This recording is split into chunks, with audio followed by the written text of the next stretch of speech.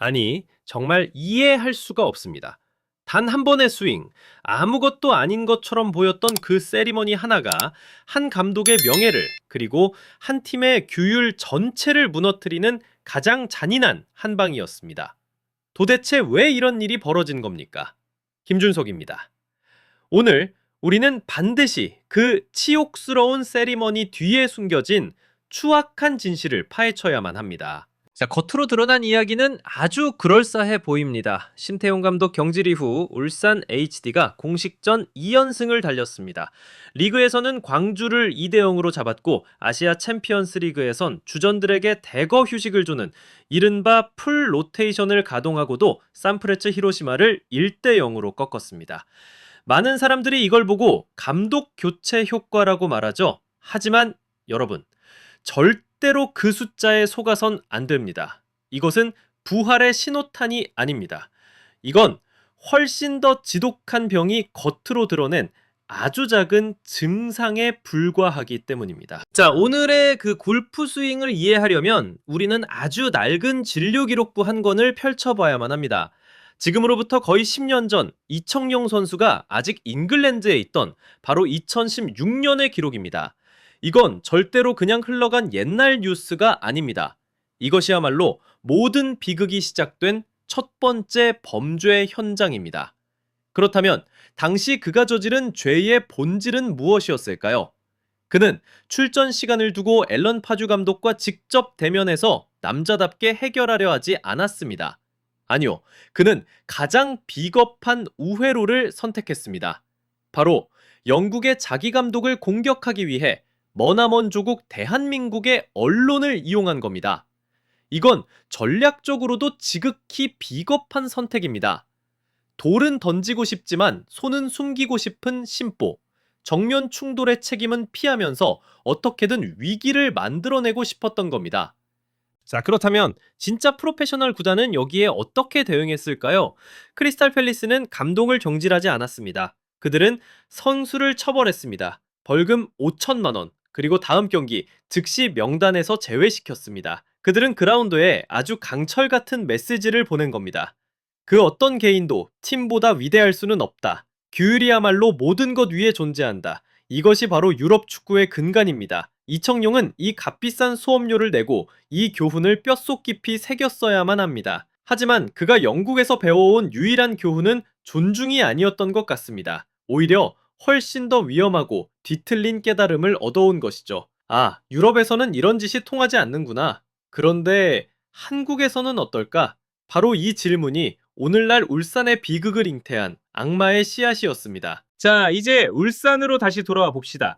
그 골프 세리머니는 절대로 우발적인 행동이 아닙니다. 이것은 과거의 그 끔찍했던 질병이 훨씬 더 악성으로, 훨씬 더 위험한 단계로 재발한 것에 불과합니다. 권력에 대한 망상이라는 이름의 그 악성 종양은 결코 사라진 적이 없었던 겁니다. 그저 더 약하고 더 만만한 숙주를 찾아 잠복하고 있었을 뿐입니다.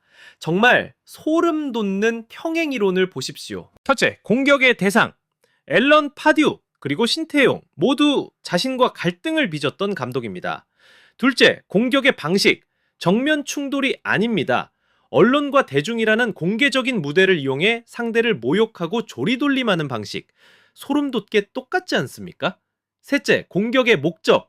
자신의 자아를 과시하고 감독의 권위를 무너뜨리는 것. 하지만 여기에 정말 치명적인 차이점이 하나 존재합니다. 영국에서는 시스템, 즉 구단이 규율의 편에 섰고 그 결과 이청용은 처벌을 받았습니다. 아니, 그런데 한국에서는 어떻습니까? 시스템, 즉 울산이라는 구단은 보이지 않는 권력의 편에 섰습니다. 그 결과는 무엇이었습니까?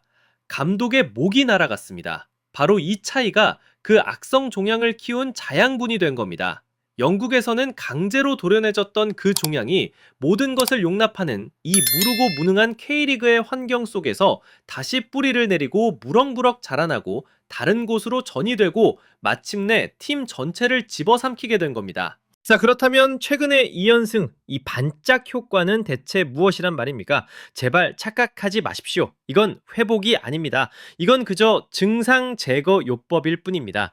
신태용 감독을 경질한 것은 고통받는 환자에게 아주 강력한 모르핀 한 방을 주사한 것과 같습니다.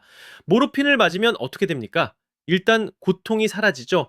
몸이 가벼워진 것 같고 정신이 해방된 것 같은 아주 달콤한 착각에 빠집니다. 바로 그겁니다.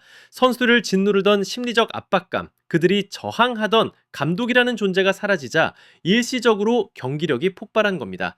이건 팀이 갑자기 조직적으로 강해지거나 전술적으로 발전한 게 아닙니다. 그저 자신들의 승리를 위해, 자신들의 권력을 증명하기 위해 억눌렸던 에너지를 쏟아부은 결과일 뿐입니다. 왜냐? 진짜 환자는 여전히 저기 라커룸 안에 버티고 있으니까요. 고참병 문화, 파벌주의, 일부 베테랑 선수들이 휘두르는 라커룸에 보이지 않는 권력, 이 끔찍한 질병은 치료는커녕 오히려 더 깊이 뿌리내렸습니다. 이청용과 그를 위시한 파벌이라는 악성 종양은 제거되지 않았습니다. 아니요, 오히려 이번 투테타의 선곡을 통해 그 종양은 이제 스스로가 이 팀의 뇌라고 착각하게 됐습니다. 자신들의 뜻대로 모든 것을 조종할 수 있다는 아주 오만하고 위험한 확신을 얻은 겁니다. 자, 상상해봅시다. 세계적인 명장이 울산의 지휘봉을 잡는다고 칩시다. 그는 강한 규율을 요구합니다. 더 많이 뛰라고, 전술을 철저히 따르라고 지시합니다. 그럼 어떻게 될까요? 이종양은 즉시 거부 반응을 일으킬 겁니다. 우리 방식대로 하자는 수군거림이 훈련장에서부터 시작되고 소극적인 태업이 경기장에서 벌어지고 팀은 또다시 두 동강, 세 동강 날 겁니다. 결국 그 감독도 두 손 들고 떠나게 되겠죠.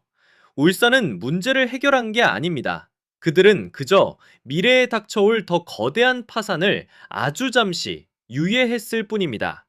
이제 울산의 감독직은 야망 있는 감독이라면 누구도 맡고 싶지 않은 아주 쓰고 고통스러운 독이 든 성배가 되어버렸습니다. 결국 문제는 사고방식입니다. 앨런 파주 감독 시절의 낡은 진료 기록부를 다시 펼쳐봄으로써 우리는 이 문제의 본질을 정확히 꿰뚫어 볼 수 있습니다.